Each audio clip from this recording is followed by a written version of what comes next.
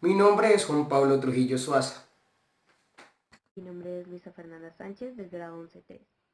Somos estudiantes de la Institución Educativa Municipal José Eustacio Rivera del grado 11-3 y en este video les venimos a hablar un poco de qué son los esteres. Hola, voy a explicar acerca de la definición de un ester. Bueno, un ester se forma por la reacción entre un ácido y un alcohol. Estos pueden venir de ácidos alifáticos o ácidos aromáticos. Estos se nombran como sales, reemplazando la terminación de los ácidos por ato, seguido del nombre del radical del alcohol. Bueno, sus compuestos orgánicos son derivados de ácidos orgánicos oxigenados. También podemos ver que los ésteres tienen un grupo carbonilo unido a un grupo OR o radical. La parte ácida de un éster incluye un grupo carbonilo y un átomo de hidrógeno, un grupo alquilo o un grupo arilo. La parte alcohólica incluye el grupo OR o radical. Bueno, como podemos ver aquí en, en la reacción vemos que tenemos primero un OR, que es un radical, que es un derivado de un ácido, que está unido a un carbono que tiene un enlace doble, que está unido a un oxígeno, y un enlace simple que está unido a un oxígeno, y siguiente tiene un OR radical, que es un derivado de un alcohol. Si bien sabemos, los esteres son compuestos orgánicos que presentan la fórmula general. Estos pueden presentarse como sólidos o líquidos dependiendo de la cantidad de carbonos y de las condiciones ambientales. Los esteres de baja masa molecular son líquidos incoloros y a medida que su masa molecular aumenta, estos se van volviendo un poco más viscosos o grasosos hasta tomar su forma sólida y llegar a parecerse más o menos como una cera. La solubilidad de los esteres en el agua no se puede, ya que estos son insolubles. Sin embargo, estos pueden ser solubles en lo que es el alcohol, el éter y en el cloroformo. En cuanto a su punto de ebullición, la falta de puentes de hidrógeno en la estructura de los esteres hace que su punto de ebullición sea un poco menor a los alcoholes y ácidos de la misma masa molecular. Estos esteres son muy utilizados en las industrias como de las industrias alimenticias, las aromáticas, como aromatizantes artificiales, ya que estos imitan el aroma y el gusto de las frutas. Por eso son usados en la fabricación de jarabes, en dulces, en pastillas, refrescos, entre otras. Los principales son como el etanoato de butilo, que es la esencia o que le da el sabor a la manzana verde, también el acetato de pentilo, que es el aroma artificial del banano, y también el butanoato de etilo, que es el aroma de la piña.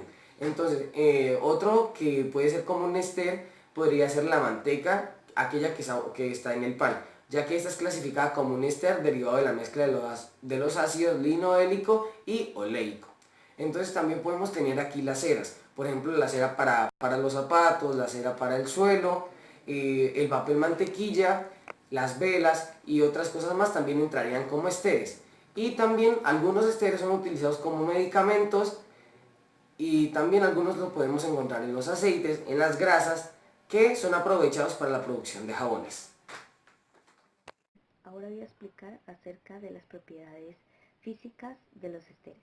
Bueno, la mayor parte de los son líquidos, o sea, los esteres, la mayor parte de los esteres son líquidos. También son incoloros, insolubles y son mucho más ligeros en el agua. Sus puntos de ebullición y función son más bajos que los de los ácidos. eh, Poseen olores agradables. Los aromas de flores y frutas son gracias a estos esteres. Entonces, por eso podemos ver que hay bastantes lociones, fragancias, esencias que están hechas a base de los esteres, ya que ellos son aquellos que se encargan de dar el olor a estos productos, como a estos productos químicos y naturales que son las frutas, flores, etc.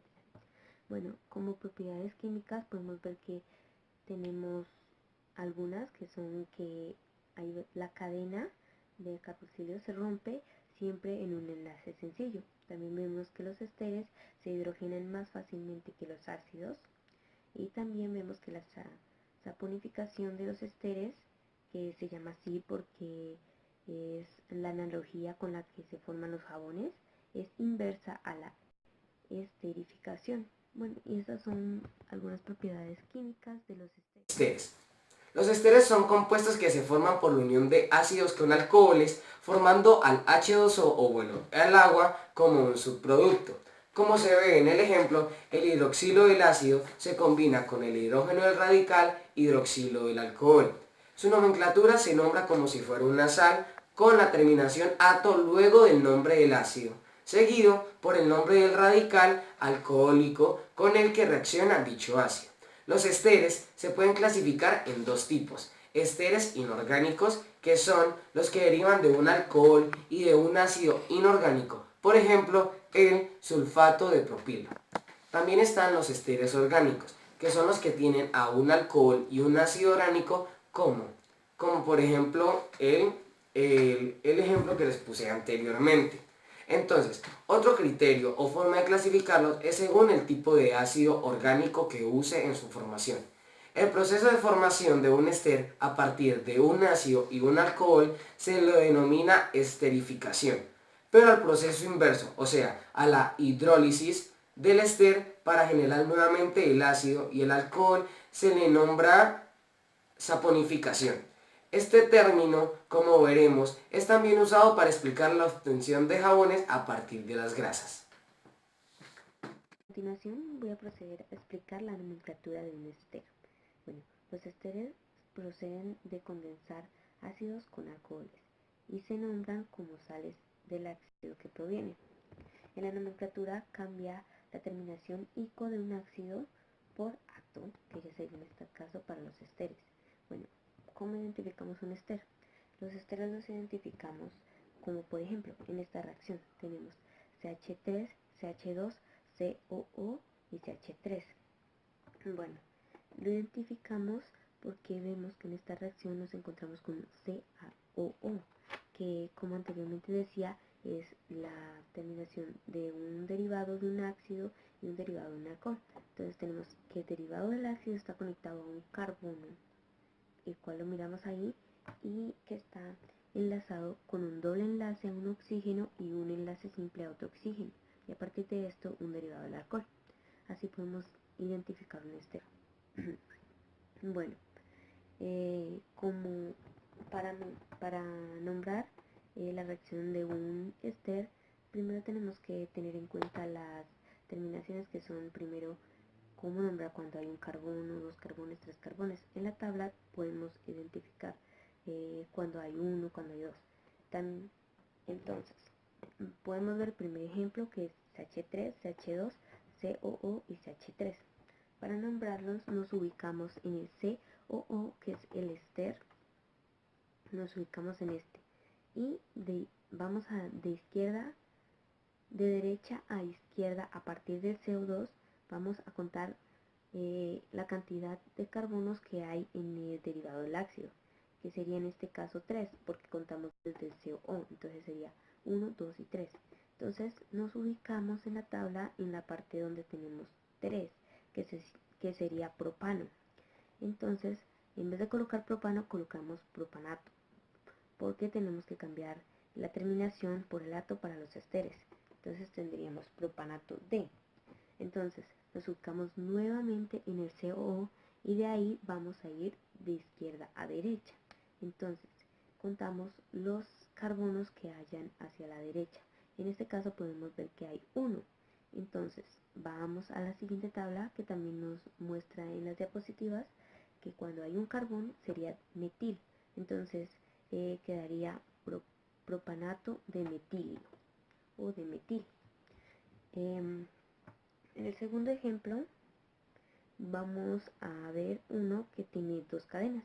Entonces que miramos que es CH3, CH2, CH con una cadena que desprende, que es CH3, y luego del CH sigue CHCOO, luego CH2 y CH3. Bueno, en esta reacción podemos ver que en la izquierda, en los derivados del ácido, podemos ver que en el primer carbono, en el segundo carbono, hay una cadena corta de CH3. Entonces primero nos ubicamos en el COO, que es nuestro ester. Entonces para nombrarlo nos vamos a guiar por esta parte, ¿no? Entonces vamos a escoger la cadena más larga que tengamos para nombrarlo. Entonces vamos a ver que tenemos, entonces la más larga es la que va recta derecho. Entonces tenemos 4 carbonos. Esto corresponde al butanato. Entonces, para nombrarlo, primero tenemos que tener en cuenta la cadena pequeña. Entonces, vemos que la cadena desprende del segundo carbono. Esto quiere decir que tenemos que, bueno, entonces nos ubicamos en el segundo carbono y vemos que desde ahí desprende el CH3. Bueno, entonces, para nombrarlo colocamos 2 primero, colocamos una coma, colocamos dimetil. ¿Por qué? Porque está en el segundo carbono, eso corresponde a di, porque cuando están 2 ponemos di. Entonces, si se desprende el segundo, entonces di.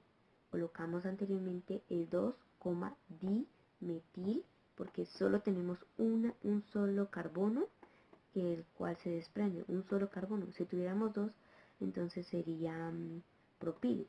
Entonces, como tenemos uno, entonces dimetil. Entonces tenemos 2, dimetil.